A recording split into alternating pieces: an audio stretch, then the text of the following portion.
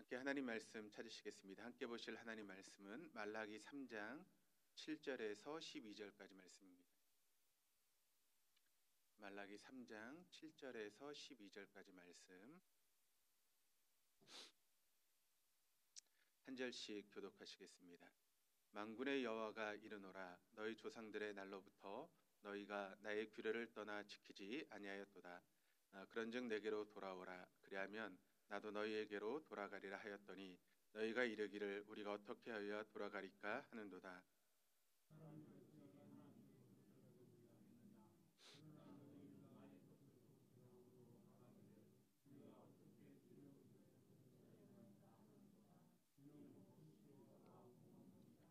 너희 곧 온 나라가 나의 것을 도둑질하였으므로 너희가 저주를 받았느니라.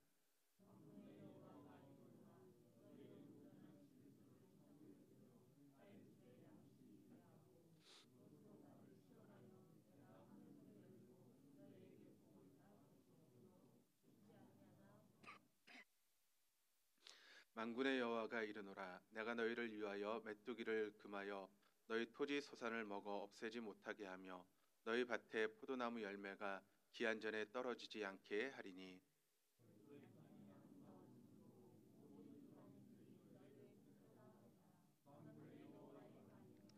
아멘. 할렐루야. 예, 우리 하나님 날마다 새 일을 행하시는 분이십니다. 믿으십니까? 날마다 새 일을 행하신 하나님은 특별한 경우를 제하고는 사람을 통해서 일하십니다. 어떤 사람이죠?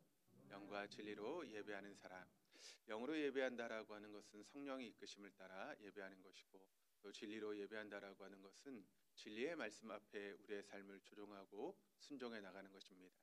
오늘도 우리를 이끄시는 성령님과 또 선포되는 말씀 앞에 여러분의 삶을 조종하고 또 순종해 나가심으로 새 역사의 주인공 되시는 저와 여러분 우리 모두가 될 수 있기를 주님의 이름으로 축원합니다. 제가 지금 목소리가 좀 좋지 않습니다. 독감에 걸려가지고 한 주 동안 엄청 고생을 했습니다. 감기 걸리고 나서 이렇게 아픈 적은 처음인 것 같습니다. 한 3일은 몸져 누워서 일어나지 못할 정도로 굉장히 고생을 했습니다. 그래서 좀 조금 나아진 것 같긴 한데 여전히 아직 좀 목소리가 좋지 않습니다. 좀 양해해서 어느새 우리는 2024년도가 열흘밖에 남지 않았습니다. 한 해 끝자락에 지금 서 있습니다.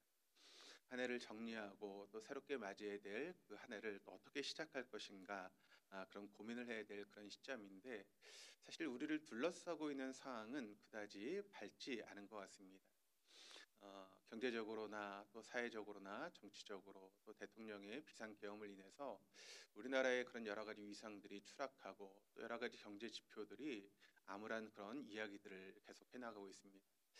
탄핵의 문제가 빨리 해결되고 또 새로운 정부가 들어서는 게 가장 좋을 것 같은데 뭐 하나 문제가 해결되지 않는 것처럼 어려운 그런 상황 가운데 있습니다. 어떻게 보면 이런 위기를 우리가 기회로 만들 수 있을까? 성경은 우리에게 뭐라고 말씀하고 있는가 하면 다른 데 신경 쓸 것 없다. 우리가 신앙생활만 잘하면 된다라고 하는 것을 성경은 우리에게 증거하고 있습니다. 우리가 신앙생활을 잘하기 위해서는 지금 우리에게 가장 중요한 것이 무엇인가를 살펴봐야 됩니다. 그럼 운전할 때 가장 중요한 게 뭐죠? 운전할 때는 안전벨트를 매는 게 가장 중요합니다. 시동을 켜기 전에 안전벨트를 매고 운전을 시작하는 것이 가장 중요하죠. 왜냐하면 그래야 사고가 난다 할지라도 우리가 안전할 수 있기 때문에 그렇습니다. 그래서 우리가 안전벨트를 다른 말로 생명줄이라 그렇게 이야기를 하죠. 그것은 우리의 신앙생활도 마찬가지입니다.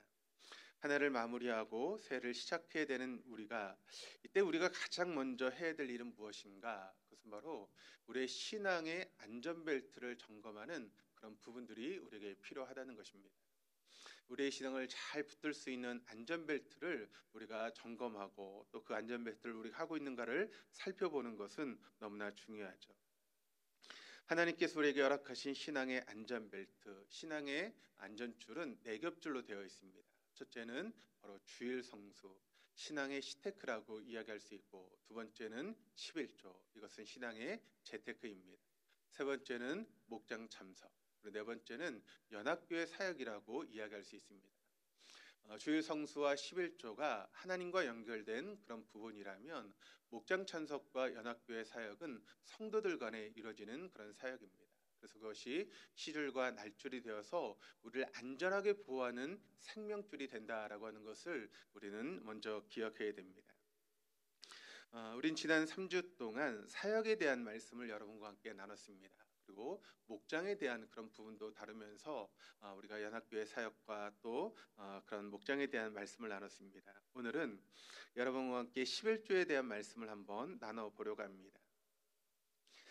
성도들에게 있어서 신앙생활에 가장 어려운 부분이 있다면 무엇이겠습니까? 물론 여러 가지 어려운 부분들이 있겠지만 많은 분들이 신앙생활에 어려움을 당하는 그런 부분이 11조의 그런 부분을 어렵게 생각하시는 분들이 참 많이 계십니다. 그렇다면 왜 11조의 그 부분이 우리에게 어렵게 다가오는 것일까요?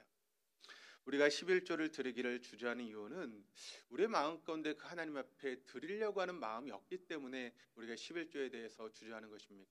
아니면 우리의 마음이 탐욕스러운 마음이 있기 때문에 11조를 여러분 드리는 것을 주저하는 것이겠습니까?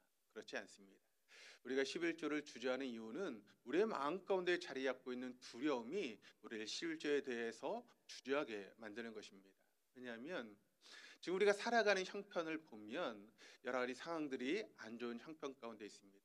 또 가정을 이루고 또 가족들을 돌봐야 되는 그런 입장에서 보면 가족들에게 들어갈 수 있는 돈들이 참 많이 있고 또 가족들 자녀들도 교육시켜야 되는 그런 부분들이 있는데 어떻게 보면 내가 그 11조를 드리게 되면 우리 자녀들을 교육시키는 그 부분도 좀 내가 손해를 봐야 되고 또 어느 때는 하지 못하는 그런 일들이 생길 수 있기 때문에 그런 두려움이 우리에게 있죠. 또 앞으로 노후 대책을 또 우리가 어떻게 할 것인가, 또 지금 이 세상이 특별히 우리나라가 지금 어려운 가운데 어떻게 변할지 모르는 그런 상황 가운데 이것을 대처해야 될 텐데, 그래서 지금 뭐 뉴스를 보면 많은 사람들이 지갑을 닫는다라고 하는 그런 이야기들을 지금 하고 있습니다. 왜 그런가 하면 앞으로 우리나라가 지금 어떻게 될지 모르기 때문에 쉽게 지갑을 열어서 돈을 쓰기가 어렵다라고 하는 그런 모습을 이야기를 하고 있습니다. 그렇기 때문에 이런 상황 가운데 어떤 상황으로 펼쳐질지 모르는 그런 상황 가운데 그런 환경이 우리 눈앞에 어른거리죠. 그렇습니다. 대부분의 성도들이 11조를 하는 일에 여러분 어려움을 겪는 이유는 결코 탐욕 때문이 아닙니다. 또 사치 때문도 아닙니다. 세상의 향락과 그런 것을 즐기기 위한 것도 아닙니다. 우리가 11조에 대해서 두려워하는 이유는 바로 우리 마음 가운데 있는 두려움 때문에 11조에 대해서 주저하고 있는 우리들의 모습을 보게 되는 것이죠. 근데 이것이 저와 여러분만의 문제는 아니었다라고 하는 것입니다. 우리가 성경의 말씀을 보시면 이 문제에 대해서 어려움을 겪고 있는 사람들이 나오는 것을 보게 되는데, 특별히 오늘 본문의 말씀을 통해서도 그런 사람들이 등장하고 있습니다. 본문에 등장하는 이스라엘 백성들도 마찬가지였습니다.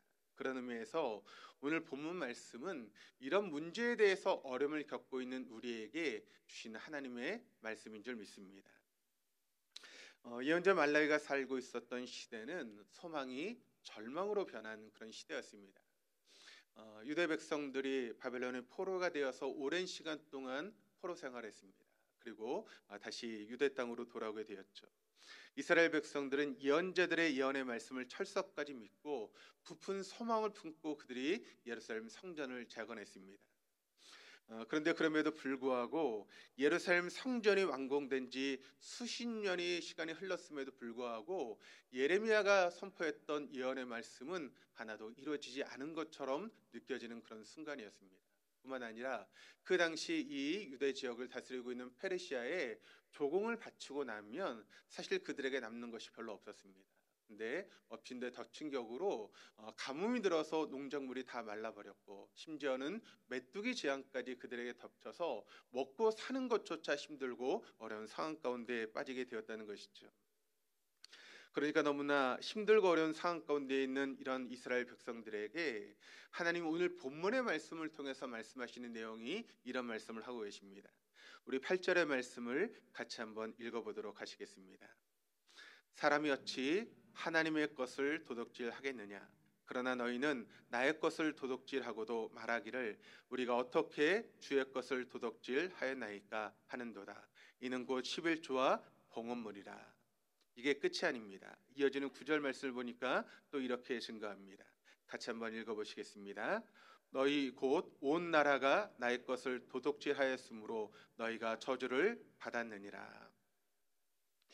우리가 이 말씀만 보면 뭐 왜 이스라엘 백성들이 그랬을까라고 생각할 수 있지만 이 전후 사정을 우리가 보게 되고 이 당시의 상황을 보게 되면 지금 이스라엘 백성들이 너무나 힘들고 어려운 상황 가운데 있습니다. 뭐 하나 희망이 보이지 않는 절망 가운데 살아가는 이스라엘 백성들이었습니다. 심지어는 입에 풀칠조차 하기 어려운 그런 상황 가운데 있는 바로 사람들이 바로 이스라엘 백성들이었죠. 근데 하나님께서 지금 이런 8절 9절의 말씀을 통해서 이와 같은 말씀을 지금 이스라엘 백성들에게 말라기 선지자를 통해서 말씀하고 있다는 것입니다.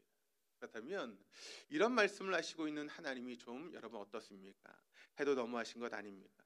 도대체 하나님께서 이렇게 어이없는 말을 하고 계시는 이유가 있다면 여러분 그 이유가 무엇 때문이겠습니까?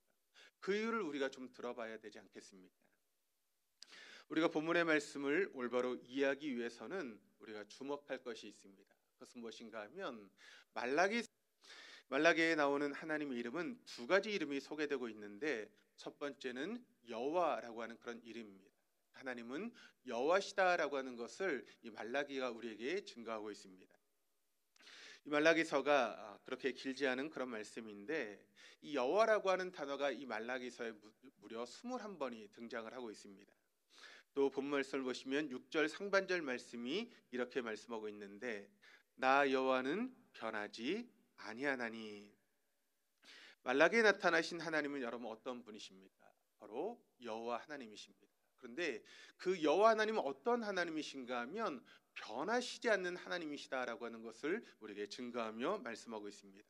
다시 말해서 한 번 맺은 언약은 신실하신 하나님이시다라고 하는 것을 말라기가 우리에게 증거하고 있는 것이죠. 그래서 이 여호와라고 하는 이름은 과거 하나님께서 이스라엘의 조상이었던 아브라함과 또 믿음의 조상들과 맺었던 그 언약들이 있지 않습니까? 그런데 그 맺은 언약을 끝까지 신실하게 지켜가신 하나님이 바로 여호와 하나님이시다라고 하는 것을 말라기는 이야기하고 있습니다. 그러니까 우리 조상들과 맺었던 그 언약을 우리 하나님은 절대로 잊지 아니하시고 그 약속을 신실하게 지켜가시는 하나님이시다라고 하는 것을 지금 어려움 가운데 있는 이스라엘 백성들에게 다시 한번 상기시키면서 우리가 믿는 하나님이 누구인가를 지금 말라기는 이야기를 하고 있는 것입니다. 지금 이스라엘 백성들의 상황이 너무나 어둡고 춥고 절망적인 상황 가운데 있습니다.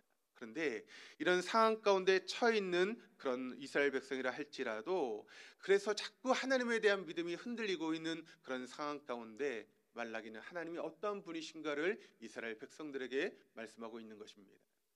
예언자가 말하는 바로 이스라엘 백성들의 하나님은 모든 약속에 신실하신 하나님, 언약의 하나님을 바라보는 그런 삶을 살아가야 된다라고 하는 것을 말씀하고 있는 것이죠. 지금 이스라엘 백성들의 시선은 지금 모두 자신이 처해 있는 상황 가운데 빠져 있습니다. 온통 자신의 상황을 바라보고 내 환경만을 바라보면서 절망 가운데 있는 것이 이스라엘 백성들의 모습이었습니다. 그런데 하나님은 말라기를 통해서 그들의 시선을 이제 그 환경 가운데에서 하나님을 바라볼 수 있도록 그렇게 이끌어 가시는 모습을 우리가 말씀을 통해 발견하게 되는 것입니다. 여러분, 우리의 상황이 아무리 힘들고 어렵다 할지라도 그 상황 가운데 약속의 신실하신 하나님을 바라볼 때 우리는 그 모든 어려움을 이겨낼 수 있는 믿음의 사람이 되는 줄 믿습니다. 이런 믿음이 우리 동독의 모든 교우들 가운데 있기를 주님의 이름으로 축복합니다. 그런데 그 당시 이스라엘 백성들은 그렇지 못했다는 데 문제가 있었습니다. 그럼에도 불구하고 하나님은 끝까지 그 이스라엘 백성들을 포기하지 않으시고 이스라엘 백성들이 하나님과 맺은 그 언약을 지켜 나가심으로 하나님이 약속하신 놀라운 축복을 받기를 원하시는 것이 하나님의 마음이었다라고 하는 것을 오늘 말씀이 증거하고 있습니다. 두 번째 오늘 본문의 말씀을 통해 나타나고 있는 하나님의 이름은 만군의 여호와라고 하는 이름입니다. 여호와 차바오트라고 하는 그런 이름이 등장하고 있는데 7절 상반절 말씀을 보니까 이렇게 증가합니다. 만군의 여호와가 이르노라 너희 조상들의 날로부터 너희가 나의 규례를 떠나 지키지 아니하였도다. 모두 4장으로 구성된 이 말라기서에 만군의 여호와라고 하는 이름이 몇 번이 나오는가 하면 무려 24번이나 등장하고 있습니다.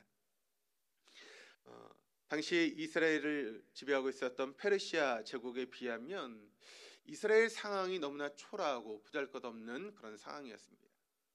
당시 이 시대에 여러분 전쟁이라고 하는 것은 어떻게 사람들이 인식하고 있는가 하면 그들이 믿고 있는 신들의 전쟁으로 생각을 했습니다. 그러니까 이스라엘의 신과 페르시아의 신이 전쟁을 해서 그 전쟁에서 이긴 신, 그것이 바로 페르시아의 신이었다라고 그렇게 생각을 하고 있는 것이 그 당시 사람들의 생각이었습니다. 그러니까 그 시대의 전쟁은 사람들의 전쟁이 아니라 신의 전쟁으로 생각하고 있었던 것이죠. 그런데 지금 이스라엘 백성들이 여러분 페르시아의 지배를 받고 있지 않습니까? 그러면 그들이 믿는 이스라엘 백성들이 믿는 하나님은 너무나 초라한 신으로 여겨질 수 있는 그런 상황이었습니다. 그런데 이런 상황 가운데 말라기는 하나님을 어떻게 소개하고 있는가 하면 만군의 여호와시다라고 하는 것을 이야기를 하고 있습니다. 우주의 모든 만물에 그런 왕권을 주신 만군의 하나님, 그분이 바로 우리가 믿는 하나님이시다라고 하는 것을 말라기는 선포하며 이야기를 하고 있는 것이죠. 그러면 만군의 하나님이라고 하는 그 이름과 11조가 무슨 관련이 있기에 이 말라기서를 통해서 그 이름을 이야기하고 또 11조에 대한 이야기를 말씀하고 있는 것일까요? 오늘 우리가 보고 있는 본문의 말씀이 7절에서 12절까지의 말씀인데 이 짧은 6절 말씀 가운데 만군의 여호와라고 하는 이름이 무려 4번 등장하고 있습니다. 7절과 10절, 11절과 12절에 등장하고 있는데 여러분 그 만군의 이름을 우리 여호와라고 하는 이름을 보게 되면 이 말라기 신학을 푸는 열쇠와 같은 것이 바로 만군의 여호와라고 하는 이름의 그런 뜻입니다. 만군의 여호와라고 하는 칭호는 11조 축복의 성격과 밀접한 관계를 맺고 있다라고 하는 것을 오늘 말씀을 통해서 우리가 보게 됩니다. 이 단락에서 만군의 여호와가 등장하는 네 장면은 모두 뭐와 연결되어서 이 말씀이 나오고 있는가 하면 하나님의 축복과 연결이 되어서 만군의 여호와라고 하는 이름이 등장하고 있습니다. 7절 말씀을 보시면 이스라엘 백성들이 하나님께 돌아오며 또 10절 말씀은 하나님께서는 온전한 11조를 드린 자에게 하늘의 문을 열고 비의 축복을 내려주시겠다라고 이야기를 하고 있습니다. 또 11절 말씀은 토지송과 포도나무의 열매가 풍성하게 맺히는 축복을 하게 될 것이고 또 12절은 아름다운 땅에 축복을 주실 것이다 라고 하는 그런 말씀을 하고 있습니다.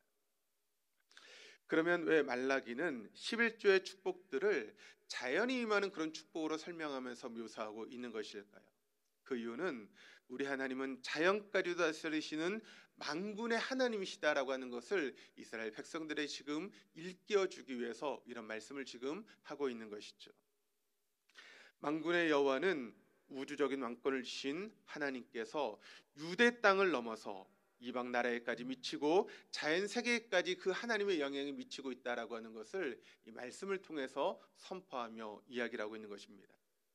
앞에도 말씀을 드렸던 것처럼 이스라엘 백성들이 지금 여러 가지 어려운 상황 가운데 있습니다. 가뭄이 들었고 메뚜기 그런 재앙을 통해서 먹을 것조차 없는 그런 상황 가운데 그들이 놓여 있었다는 것이죠. 그런데 그런 그들에게 하나님은 어떤 하나님이신가 하면 자연까지 다스리시는 그런 하나님이시다라고 하는 것을 하나님이 말씀하고 있는 것입니다. 지금 자연재해로 인해서 어려움을 당하고 있는 이스라엘 백성들에게 그 자연까지 다스리시고 움직이시는 분이 하나님이시라고 하는 것을 다시 한번 일깨워 주면서 그 이스라엘 백성들의 믿음을 회복하게 하시는 것이 하나님의 모습이었다라고 하는 것을 우리 말씀을 통해 보게 됩니다. 만군의 여호와는 하늘의 비를 내리시는 분이십니다. 만군의 여호와는 토지수산과 포도의 열매를 풍성하게 맺게 하시는 그런 분이십니다. 만군의 여호와는 땅을 아름답게 하시는 권세를 쥐고 계시는 분이 바로 만군의 여호와신 하나님이시다라고 하는 것을 이스라엘 백성들에게 말씀하고 있는 것이죠. 그런 의미에서 하늘의 비와 또 토지소산, 포도 열매 그리고 아름다운 땅의 축복은 만군의 여호와께서 자연 세계까지 미치는 하나님의 우주적인 통치권을 보여주고 있는 그런 이름이다라고 하는 것을 우리에게 알려주고 있는 것입니다. 따라서 본문 말씀을 올바로 이해하기 위해서는 여호와 신실하신 하나님, 만군의 여호와 모든 왕권을 주신 하나님이라고 하는 이 두 개의 이름이 말라기서 전체를 지배하고 있다라고 하는 사실을 우리 염두에 둔 채 이 말씀을 읽고 또 이 말씀을 받아야 되는 것입니다. 그리고 11조에 대한 그런 말씀이 오늘 말씀을 통해 나오고 있는데, 이렇게 언약의 신실하신 여호와와 만군의 여호와라고 하는 하나님의 두 가지 이름과 11조가 밀접한 관계를 맺고 있다라고 하는 것을 오늘 말라기서는 우리에게 증거하고 있습니다. 결국 여러분, 본문에 등장하는 11조는 눈에 보이는 열매라면, 여기 나오는 두 가지 하나님의 이름은 눈에 보이지 않는 뿌리와 같다라고 이야기할 수 있습니다. 뿌리가 튼튼할 때 열매는 저절로 맺히는 것처럼, 우리의 신앙 가운데 여호와 하나님을 알고 또 만군의 하나님을 우리가 알 수 있게 된다면, 우리의 삶 가운데 11조라고 하는 열매는 저절로 맺히게 된다라고 하는 것을 말라기는 우리에게 증거하고 있는 것입니다. 그렇습니다. 오늘 본문 말씀에서 가장 중요한 것은 우리가 11조를 드리느냐 안 드리냐 이런 문제가 아닙니다.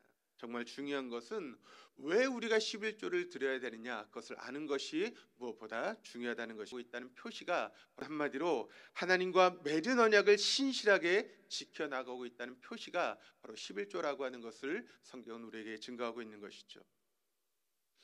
본문에서 이스라엘 백성들이 11조를 도둑질한 것은 언약 관계를 깨뜨린 것이다라고 하는 것을 말라기가 우리에게 증거하고 있습니다. 그래서 하나님은 그 이스라엘 백성들에게 이렇게 말씀하십니다. 돌아오라, 돌아오라, 내게로 돌아오라고 그렇게 말씀하고 있습니다. 여기서 돌아온다라고 하는 것이 여러분 무슨 뜻을 가지고 있겠습니까? 그것은 바로 11조의 신앙을 회복하라라고 하는 그런 의미입니다. 왜 그럴까요? 그럴 때 하나님 누구신지를 우리가 분명하게 알 수 있기 때문에 11조의 신앙을 회복할 수 있어야 된다라고 하는 것을 성경은 우리에게 증거하고 있는 것이죠. 그러면 하나님 왜 11조를 드리라고 하셨을까요?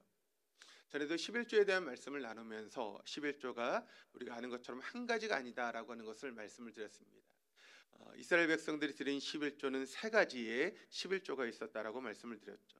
목적과 방식에 따라서 그 종류가 세 가지의 11조가 있었는데, 첫 번째는 제1의 11조인 레위의 11조가 있었다라고 말씀을 드렸습니다. 성전과 제사 제도 또 유지 관리를 위해서 이것을 통해서 우리는 구원받은 백성이라고 하는 정체성을 분명히 하게 하는 11조가 바로 레위의 11조였다는 것입니다. 매일 성전에서 제사를 드리고, 우리로 이야기를 하면 예배를 드리면서 나는 하나님의 구원받은 백성이다, 또 나는 하나님의 피값으로 구원받은 하나님의 자녀라고 하는 것을 끊임없이 새기게 하는 것이 바로 레위의 11조의 의미다라고 하는 것을 우리가 전에 말씀을 통해 함께 나눴습니다. 두 번째는 제2의 11조인 절기의 11조가 있다라고 말씀을 드렸습니다. 이것은 공동체 언약을 결속을 다지기 위해서 드리는 11조가 바로 절기의 11조라고 말씀을 드렸죠. 교회는 절대로 개인이 아닙니다. 무리이고 모임입니다.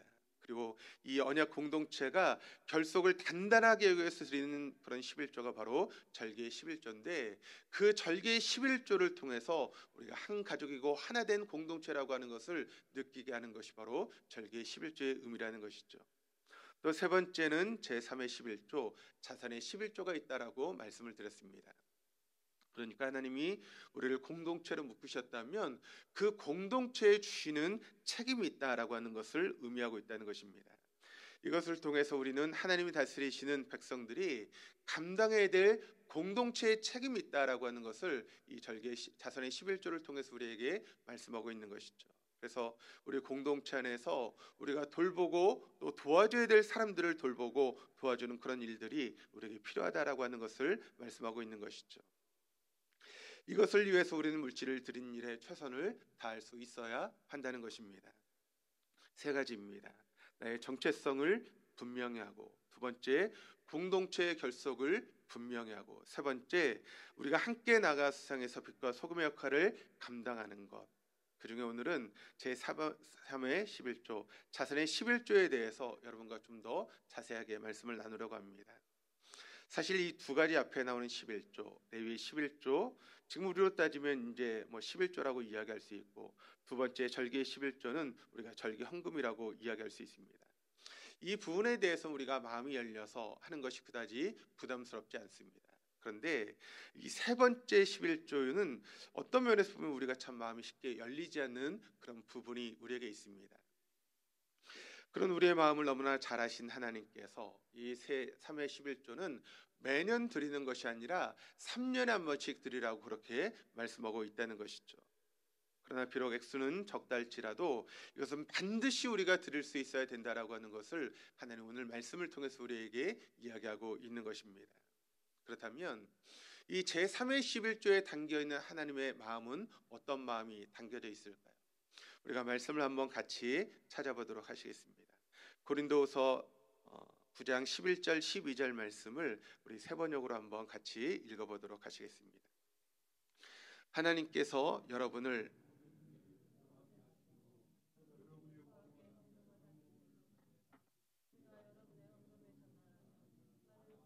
하나님께 감사를 드리게 될 것입니다. 여러분이 수행하는 이 봉사의 일은 성도들의 궁핍을 채워줄 뿐만 아니라 많은 사람들로 하여금 하나님께 감사를 넘치게 드리게 할 것입니다. 자, 우리가 이렇게 제3회 11조인 그런 자선의 11조를 모아서 어려운 사람들에게 전달하면 그들의 궁핍함이 채워지게 된다라고 하는 것입니다. 그런데 궁핍함이 채워지는 것으로 끝나는 것이 아니라 그 일로 인해서 그들이 하나님 앞에 감사와 영광을 돌리게 되는 일이 생기게 된다라고 하는 것을 말씀하고 있다는 것이죠. 그러니까 본인의 부족함을 채울 뿐만 아니라 하나님께 감사하는 사람들이 자꾸 늘어나는 그런 일들이 벌어지게 된다라고 하는 것입니다. 다음으로 고린도후서 9장 10절 말씀을 또 같이 한번 읽어보시겠습니다. 심는 자에게 씨와 먹을 양식을 주시는 이가 너희 심을 것을 주사 풍성하게 하시고 너희 의의 열매를 더하게 하시리니. 그렇습니다. 하나님께서 우리가 이렇게 할 수 있도록 하기 위해서 우리에게 먹을 양식을 주셨을 뿐만 아니라 더불어 무엇을 주셨는가 하면 심을 씨까지도 주셨다라고 하는 것을 이 말씀이 우리에게 증거하고 있습니다. 그러니까 여러분, 먹을 양식은 우리가 먹는 것이지만 심을 씨는 우리가 먹는 것이 아닙니다.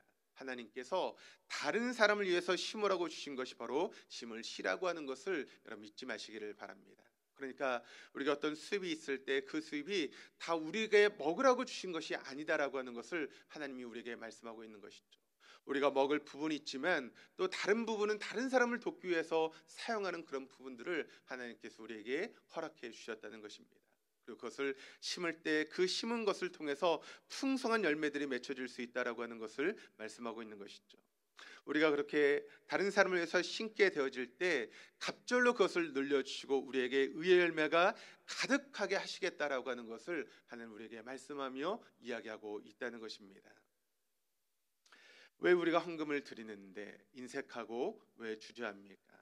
그것은 바로 하나님께서 우리에게 먹을 양식을 주시고 또 더불어 심을 씨앗도 함께 주셨다라고 하는 것을 우리가 모르기 때문에 우리가 인색하게 되는 것입니다.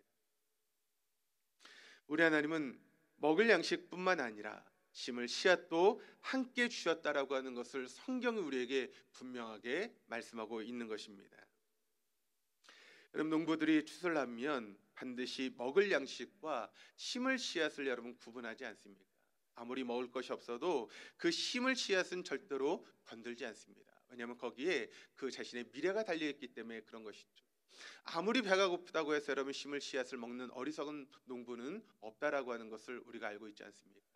그래서 보릿고개 될 때 나무에서 풀을 뜯어 먹는 한이 있어도 그 심을 씨앗만은 절대 건드리지 않는 것이 농부의 모습이지 않습니까? 하나님 우리에게 먹을 양식을 주셨지만 심을 씨앗도 주셔서 먹을 양식은 우리가 먹고 심을 씨앗을 심게 하셨다라고 하는 것을 여러분 잊지 마시기를 바랍니다. 하나 더 보시면 고린도후서 9장 6절로 7절 말씀을 또 같이 한번 읽어보시겠습니다. 이것이 곧 적게 심은 자는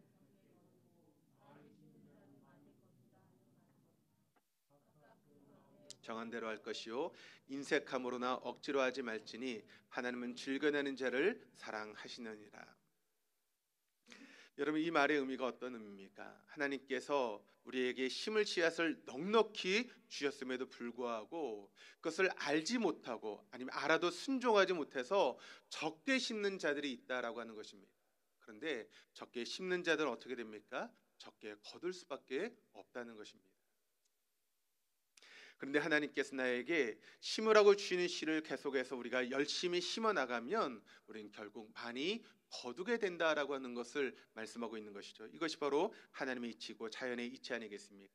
그러니까 여러분, 심을 씨앗이 많아져서 우리가 많이 심으면 더 많은 것을 거두게 되지 않겠습니까? 그러면 더 많은 분량의 심을 씨앗이 나오게 될 것이고, 또 그것을 심으면 더 많은 것을 거두게 될 것입니다. 반대로 여러분, 심을 씨앗을 적게 심으면 적게 거둘 수밖에 없겠죠. 그러면 다음에 심을 것은 더 적어집니다. 또 그러면 거둘 것은 더 적어지게 되죠. 그러니까 계속 악순환이 벌어지게 되는 것입니다. 거두기를 원한다면 그것은 잘못된 생각입니다. 하나님은 결코 우리에게 그런 일을 허락하지 않으십니다. 여러분의 삶 가운데 많은 것을 거두시기를 원하신다면 많은 것을 심으시기를 바랍니다. 그때 하나님은 여러분의 삶 가운데 많은 것을 거두게 하시는 그런 놀라운 축복을 허락해 주실 것입니다. 그런데 적게 심고 심지도 않으면서 내 삶 가운데 많은 것을 주시지 않는다고 하나님 앞에 여러분 원망한다면 그것처럼 어리석은 일이 어디에 있겠습니까? 전 사랑 우리 동도의 교우들이 많이 심으심으로 하나님 앞에 많은 것을 거두시는 그런 풍성한 축복의 삶을 살아갈 수 있는 우리 동독의 모든 교우들 될 수 있기를 주님의 이름으로 축원합니다. 우리는 심을 씨를 많이 심어야 됩니다. 왜냐하면 적게 심는 사람은 적게 거두고 많이 심은 사람들은 많이 거둘 수 있기 때문에 그런 것입니다. 각자 마음에 정한 대로 해야 하고 아까워하거나 인색한 마음으로 해서는 안 될 것입니다.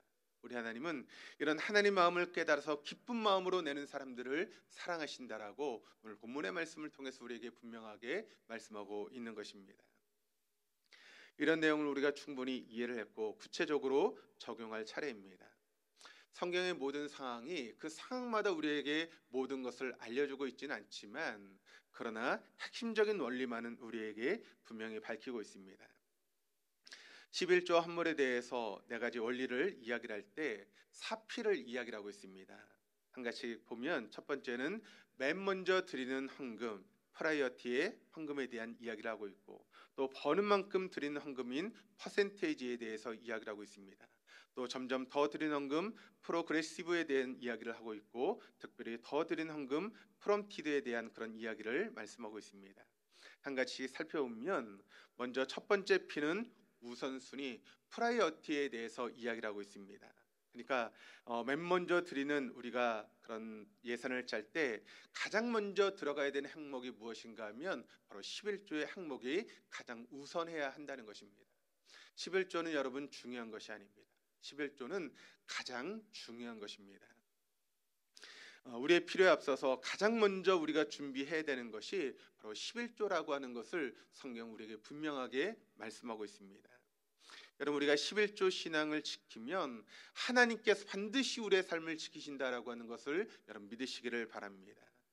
우리가 11조를 하면 우리의 형편이 여러분 쫄아들고 어려움을 당할 것처럼 느껴지지만 결코 그렇지 않습니다. 하나님께서 우리의 재정을 책임지시고 우리를 넉넉하게 채우시는 하나님의 은혜를 여러분이 경험하게 될 줄로 믿습니다. 뿐만 아니라 모든 재정이 새어나가지 않도록 지켜주시는 하나님의 보호하심도 여러분이 경험하게 될 줄로 믿습니다. 저는 이런 삶을 살아갈 수 있는 우리 동독의 모든 교우들 될 수 있기를 주님의 이름으로 축복합니다. 두 번째, 버는 만큼 드린 헌금 퍼센테이지에 대해서 이야기를 하고 있습니다. 11조라고 하는 것이 10분의 1을 드리는 것입니다. 그런데 어떤 분들에게는 이 10분의 1이 너무나 부담스럽게 여겨지는 분들이 계시는 분들이 있습니다. 그렇다면 우리가 10분의 1을 드리는 것이 어렵다면 그렇다면 5% 정도 드리는 그런 것으로부터 시작해 보는 것입니다. 그것도 어렵다면 1%를 한번 작정하시기를 바랍니다. 물론 이것이 성경이 말하고 있는 것은 아니지만 우리가 그 부분에 대해서 두려워하는 분들에게 한번 먼저 이렇게 한번 시작해 보라는 것입니다. 구체적인 액수를 정하고 그 액수를 하나님께 드리는 그런 시작을 먼저 해보는 것이 중요하다는 것이죠. 그렇게 하면서 우리가 점점 시간이 지나가면서 하나님 원하는 분량까지 나아가는 그것이 우리에게 필요하다는 것입니다. 그래서 세 번째, 더 드리는 헌금 프로그레시브라고 하는 것이 있습니다. 이것은 점진적으로 그 11조의 그 드린 내용을 늘려가는 것을 의미합니다. 지금까지 내가 10%를 드리지 못하고 5%로 내가 지금까지 11조 생활했다면 그 다음에는 6%를 드리고 그 다음에는 7%를 드리고 그 다음에 10%를 드리고 거기서 더 나아가서 11%, 12% 그렇게 하나님 앞에 드린 예물을 점점 늘려가는 그와 같은 모습입니다. 미국에 콜게이트라고 하는 그런 회사가 있습니다. 콜게이트 치약이라고 하는 그런 치약이라든가 그런 것들을 만드는 회사인데, 그 회사를 만드신 분이 누구인가 하면 콜게이트라고 하는 분입니다. 근데 이분이 이제 사업을 시작하면서 어머니에게 들었던 그 이야기를 항상 마음에 새기고 이분이 사업을 시작했습니다. 어머니가 그에게 남겼던 교훈은 무엇인가 하면, 가장 먼저 중요한 것은 하나님 앞에 11조를 드리는 것이다 라고 하는 것을 이분이 듣고 언제나 마음속에 그 마음을 새기고, 어렵고 힘든 상황 가운데도 하나님 앞에 우선 11조를 드리는 그런 삶을 살기 시작했습니다. 그런데 그 사업이 점점 잘 되기 시작한 것입니다. 그래서 그가 11조를 드렸던 것을 이제는 10분의 1을 드립니다. 그리고 점점 더 나아가서 10분의 3을, 10분의 4를, 10분의 5를, 나중에 이분이 어느 정도까지 11조를 드렸는가 하면 그의 수입의 10분의 9를 하나님께 드리는 그런 모습까지 나아가게 되었다는 것이죠. 여러분, 10분의 9를 드렸을 때 이분의 형편이 어려웠을까요? 결국 그렇지 않았다는 것입니다. 하나님께서 놀랍게 축복해 주심으로 10분의 1을 드릴 때마다 더 놀라운 축복을 받았던 삶이 바로 콜게이트의 삶이었다는 것이죠. 하나님의 축복으로 더 풍성해진 그런 삶을 살아갔던 것이 바로 콜게이트의 모습이었다는 것입니다. 여러분, 우리 하나님은 만군의 하나님이십니다. 이게 믿어지면 우리는 하나님 앞에 더 많은 열매를 드릴 수 있는 믿음의 삶을 얼마든지 살아갈 수 있다는 것입니다. 그렇기 때문에 우리의 믿음이 자라나기 위해서는 자꾸 우리의 재정을 살펴볼 수 있는 그런 시간들이 우리에게 필요하다는 것이죠. 우리의 재정 생활을 살피면서 내가 하나님 앞에 어떤 삶을 살고 있는가를, 우리의 생활을 점검하는 그런 모습들이 우리에게 필요할 줄 믿습니다. 그리고 특별히 더 드린 헌금 프롬티드에 대한 그런 말씀을 하고 있습니다. 우리가 관심을 갖고 참여하는 것, 여기 더 특별히 더 드린 헌금, 특수한 경우에 자발적으로 드린 헌금을 의미하고 있죠. 이 부분이 우리가 어려운 이웃들을 돕기 위한 그런 구제헌금이라든가 그런 것들이 바로 여기에 해당된다라고 이야기할 수 있습니다. 우리가 인생길을 걷는 동안 하나님 여러분에게 끊임없이 도움이 필요한 사람들을 여러분에게 소개해 주실 것입니다. 때로는 그 필요가 영적인 필요가 될 수도 있고, 육체적인 필요가 될 수도 있고, 재정적인 필요가 될 수도 있다는 것입니다. 이것이 바로 하나님이 교회를 통해서 일하시는 방법이기 때문에 그렇습니다. 하나님 우리에게 맡겨주시고 그것을 사용할 수 있는 기회를 준다는 것, 우리는 하나님의 청지기로서 삶을 살아가는 것 아니겠습니까? 하늘에 계신 하나님과 우리가 서로 교통하고 친교하고 교제하면서 세상에 있는 사람들의, 우리 주변에 있는 그런 사람들의 필요를 채워줄 수 있는 그런 특권을 하나님께서 우리에게 허락하셨다는 것을 믿으시기를 바랍니다. 하나님과 교제하고 또 세상 사람들의 필요를 채워주는 특권, 이것을 위해서 하나님께서 우리에게 모든 필요한 것들을 지금도 공급하고 계시다라고 하는 것을 여러분 믿으시기를 바랍니다. 하나님께서 우리에게 어떤 물질을 주셨을 때는 나만을 위해서 그 모든 것을 사용하라고 물질을 주신 것이 아니라고 하는 것입니다. 내 주변에 어려운 이들과 함께 그 물질을 사용할 수 있도록 하나님께서 우리에게 물질의 축복을 허락하셨다라고 하는 것을 우리가 잊지 말아야 하는 것이죠.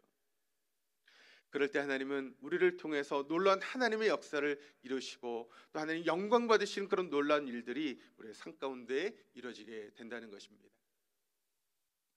말씀의 거울 앞에 한번 여러분 자신을 비춰보시기를 바랍니다. 지금 우리는 어려운 시기를 지금 보내고 있습니다. 경제적으로, 사회적으로, 또 정치적으로, 또 비상계엄을 통해서 지금 앞이 보이지 않는 그런 어려운 상황 가운데 우리가 놓여져 있습니다. 앞으로 우리의 삶이 어떻게 흘러갈지 아무도 예상하지 못하는 그런 일들이 지금 우리 앞에 놓여 있는 것이죠. 요즘과 같은 경제 침체 시기에는 재정적으로 우리를 미혹하는 사단의 미혹이 우리에게 있습니다. 자꾸 우리를 두렵게 만들고 우리를 어렵게 만드는 그런 사단의 미혹이 우리에게 있죠. 그러다 보니까 자꾸 우리가 위축하게 되는 것입니다. 앞으로 우리의 경제적인 활동이 어떻게 될지 모르는 상황 가운데 자꾸 사단은 우리에게 더 불안한 마음을 우리에게 심어주고 있다는 것입니다. 그것을 우리가 어떻게 극복할 수 있을까요? 오늘 본문에 해답이 있다라고 하는 것을 여러분 믿으시기를 바랍니다. 바로 그것은 무엇인가 하면 하나님이 누구인가를 아는 것, 그것이 가장 중요하다는 것입니다. 아무리 상황이 힘들고 어려워도 우리가 믿는 하나님이 누구인가를 알게 될 때 우리는 이런 모든 상황을 극복하고 하나님 원하시는 삶을 살아갈 수 있다라고 하는 것을 여러분 믿으시기를 바랍니다. 자꾸 어려워가는 상황 가운데 우리가 쪼그라들고 두려워할 것인가? 아니면 여전히 살아계신 반드시 한 번 맺은 언약을 지키시는 신실하신 하나님, 나를 결코 버리지 않으시는 그 하나님을 온전히 믿고 우리가 믿음으로 나아갈 것인가? 하나님은 찌질하신 하나님이 아니라 만군의 하나님이심을 우리가 얼마나 굳게 믿고 있는가, 그것이 우리에게 너무나 중요하다는 것입니다. 여러분 11조를 생각하기 전에 하나님이 누구신가를 먼저 묵상하고 생각하시기를 바랍니다. 하나님 누구신가를 여러분 믿고 자꾸 알아갈 때 우리는 담대하게 믿음으로 믿음의 길을 걸어갈 수 있는 사람이 되어줄 수 있다는 것입니다. 그러므로 날마다 하나님을 묵상하시기를 바랍니다. 우리 하나님은 영원하십니다. 불변하십니다. 전지하십니다. 전능하십니다. 우리의 영원한 주권자가 되시는 분입니다. 우리의 삶의 주관자가 되시는 분이십니다. 하나님 문을 여시면 닫을 사람이 없고 하나님이 세우시면 헐 사람이 아무도 없는 하나님이십니다. 그분이 우리의 아빠, 아버지가 되셨습니다. 과거에도 에베네셀로 함께 하셨고 지금도 임마누엘에 동행하시고 영원토록 여호와 이레와 함께 하신 하나님이 우리의 하나님이시라는 것을 여러분 믿으시기를 바랍니다. 여러분 속에 이런 믿음이 확실하게 자리 잡기를 주님의 이름으로 축복합니다. 이런 믿음이 우리 안에 있을 때 우리의 환경이 아무리 어둡다 할지라도 우리의 믿음의 걸음을 걸어나갈 수 있게 되는 것입니다. 가장 좋은 방법은 우리가 성령님을 모셔드리는 것입니다. 그 성령의 인도하심을 따라 우리가 믿음의 걸음을 한 걸음 한 걸음 내디딜 때 우리가 이와 같은 삶을 얼마든지 살아갈 수 있게 되는 줄 믿습니다. 불편하고 어려운 말씀이지만 오늘 말씀을 통해서 11조에 대한 또 헌금에 대한 말씀을 여러분 마음에 새기시고 그 11조를 바라보는 것이 아니라 그것을 명령하신 하나님을 묵상하고 그 하나님이 어떤 분이신가를 깨닫고 믿음으로 걸어나가시는 우리 동독의 모든 교우 다 될 수 있기를 주님의 이름으로 축원합니다.